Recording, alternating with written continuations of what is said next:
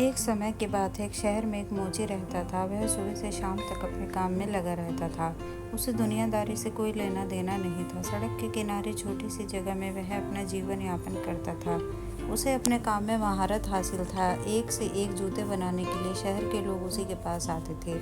एक बार वह अपने काम में लगा हुआ था, तभी एक सन्यासी अपने लिए जूते बनवाने का विचार लेकर उसके पास आया। उसके कपड़े फटे हुए थे और उसकी हालत भी अच्छी नहीं दिख रही थी। मोची ने सन्यासी से कहा, बाबा, जूतों के लिए चमड़ा तो आपको ही देना पड़ेगा, मेरे पास नहीं है। आप चमड़ा लाए हैं? सन्यासी ने एक पेड़ की छाल मोची को दे दी और कहा, तुम इसके जूते बनाओ।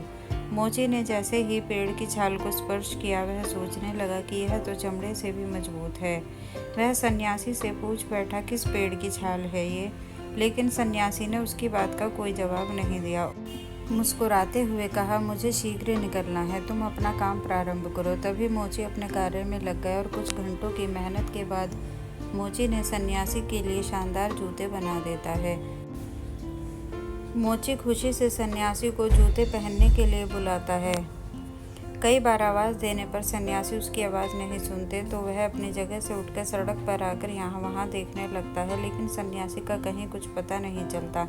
मोची परेशान हो जाता है और सोचता है, भला अब वह इन जूतों का क्या करेगा।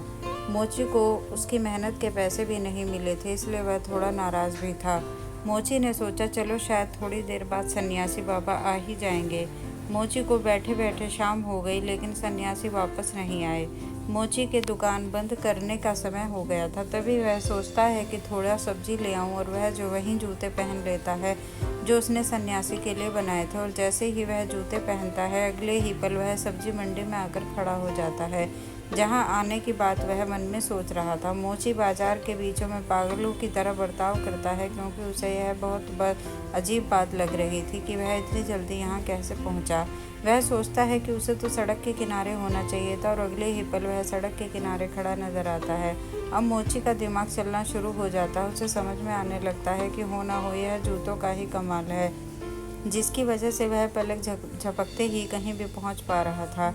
इस बात को साफ करने के लिए वह कई जगह मन में सोचता है और एक एक करके हर जगह पल भर में ही पहुंच जाता है। उसकी खुशी का कोई ठिकाना नहीं था, मानो उसने जीवन में सब कुछ पा लिया था। तभी मोची इच्छा करता है कि वह खूबसूरत घर में पहुंच जाए और वह जूतों के चमत्कार से पलक झपकते ही वहां पहुंच जाता है। घर की सुंदरता देख वह खुशी से झूमने लगता है। ऐसा लगता है मानो यह घर उसी के लिए बना हो। वह डाइनिंग टेबल में रखे अखबार को उठाकर पढ़ने लगता है।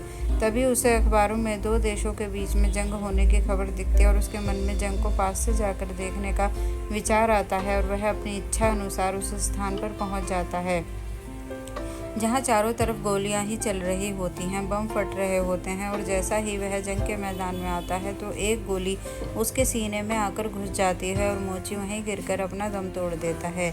मोची के बिना सोचे समझे किए गए विचार की वजह से उसका जीवन खत्म हो जाता है।